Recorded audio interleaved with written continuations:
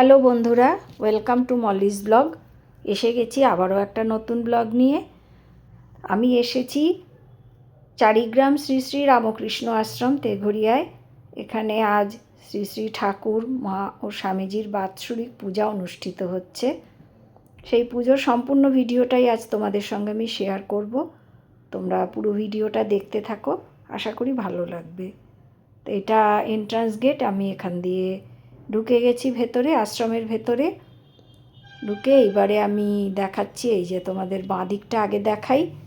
এখানে আশ্রম সদস্যরা স্টল দিয়েছেন, বিভিন্ন ধর্মগ্রন্থ, ছোটদের বই, নানা রকম বই। এই যে শিশুদের নিবেদিতা, শ্রী শ্রী মায়ের ওপরে, তারপরে এই যে মরণের পারে শ্রী স্বামী অভেদানন্দজির, এরম আরও অনেক বই রয়েছে। ধূপকাঠি রয়েছে, জেলি, আচার, ঠাকুরের আসন, এই যে এটা চানাচুর দেখতে পাচ্ছি, বিভিন্ন ধরনের আচার, এই যে পাঁপড়, সস, কাসুন্দি, আর রয়েছে নানা রকম মশলা। তো স্টলটা তোমাদেরকে প্রথমে আগে একটু ঘুরিয়ে ঘুরিয়ে দেখালাম, কারণ এটা এন্ট্রান্স গেটের ঠিক বাঁ দিকেই নিয়ে বসেছে সবাই, অনেকেই নিচ্ছে। এইবারে চলে আসছি যেটা অনুষ্ঠান মঞ্চ, সেটা ডান দিকে। এই যে অনুষ্ঠান মঞ্চটাকে তোমাদের একটু ঘুরিয়ে দেখাই। আর ওই যে মূল মন্দির একটু পরে যাচ্ছি আমি। আমার আসতে একটু দেরি হয়ে গেছে আজকে। আমি যখন এসেছি অঞ্জলি জাস্ট শেষ হয়েছে আর কি। তো তোমাদের মূল মঞ্চটা একটু ঘুরিয়ে ঘুরিয়ে দেখাই, যেখানে অনুষ্ঠান হয় সমস্ত। এই যে দেখো রথ রয়েছে বাঁধা, শ্রী জগন্নাথ দেবের রথযাত্রা এখানে অনুষ্ঠিত হয়।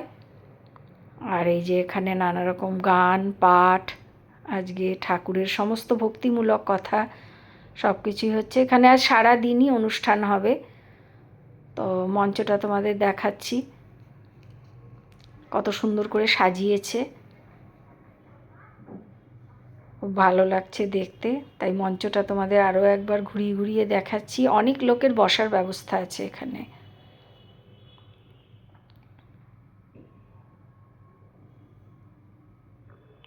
যে অনেকে বসে বসে শুনছে, গান হচ্ছে। আবার মন্দিরের ভেতরেও অনেকে রয়েছে।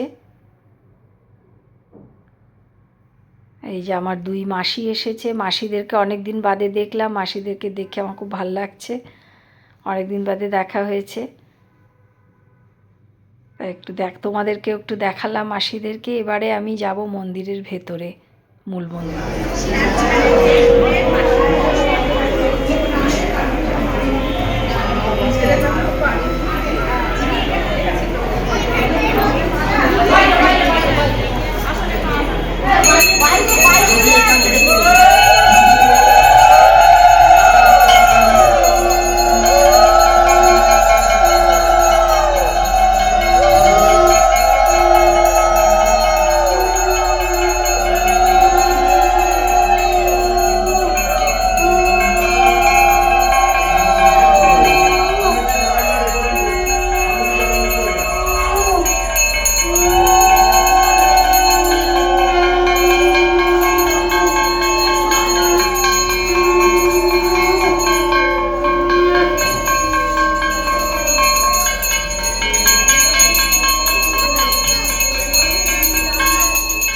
ঠাকুরের ভোগ আরতি শেষ হলো।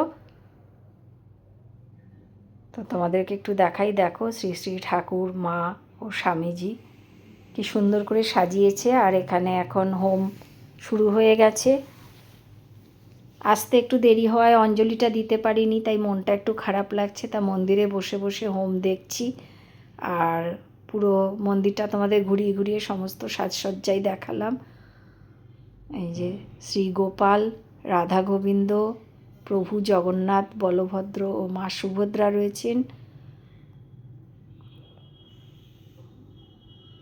এই যে সব অনেকে পুজো দিয়েছে, সেই প্রসাদ যে যার নাম মিলিয়ে আবার ফেরত নিয়ে যাবে।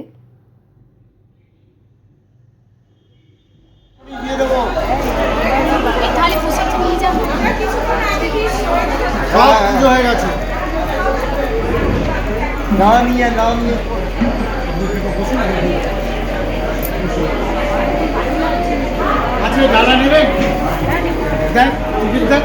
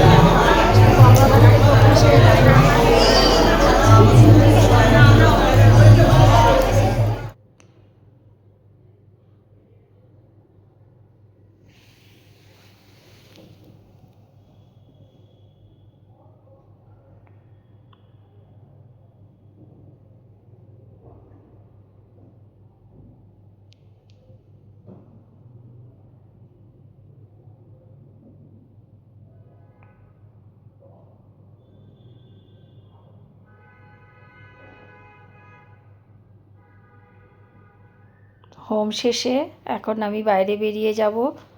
ঠাকুরকে একটু প্রাণ ভরে দর্শন করে নিলাম। অঞ্জলি দিতে না পারার দুঃখটা একটু হলেও কম হলো এই দেখতে পেয়ে। তোমাদের সঙ্গে কিছু ছবি শেয়ার করলাম। এবার বেরিয়ে এসেছি বাইরে, তো বাইরেটাও তোমাদেরকে একটু ঘুরিয়ে ঘুরিয়ে দেখাচ্ছি। এই যে, এরপরে দেখাবো এই যে এখানে ভোগ সংগ্রহ করছে, অনেকে বাড়ি নিয়ে যায়, তো তারা কুপনের মাধ্যমে ভোগের প্রসাদ সংগ্রহ করে। আমিও 2-1বার নিয়ে গেছি, তা আজকে আমি আর নেব না। অনেকে বসে প্রসাদ খায় না, বাড়ি নিয়ে যায়, তারা এখানে প্রসাদ সংগ্রহ করে নেবে কুপনের মাধ্যমে। সেটাও তোমাদের সঙ্গে একটু শেয়ার করলাম, ঘুরিয়ে ঘুরিয়ে একটু দেখিয়ে দিচ্ছি।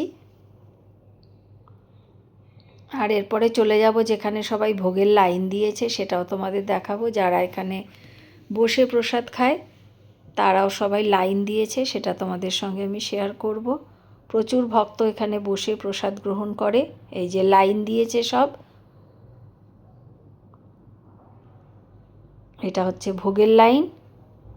অনেকে দাঁড়িয়ে আছে আর কিছু ভক্ত এই যে ভেতরে যারা বসে গেছে তারা প্রসাদ পাচ্ছে। আবার এদের খাওয়া শেষ হলে আবার বাকিরা যাবে। আমার এই ভিডিওটা যদি তোমাদের ভালো লাগে তো please like, share and subscribe করে দিও। এই যে কিছু ছবি তোমাদের সঙ্গে আমি শেয়ার করলাম, আশ্রম সদস্যা, আমার বন্ধু, এদের ছবি। যে আজকের মতো ভিডিওটা এখানেই শেষ করছি। সবাই খুব ভালো থেকো।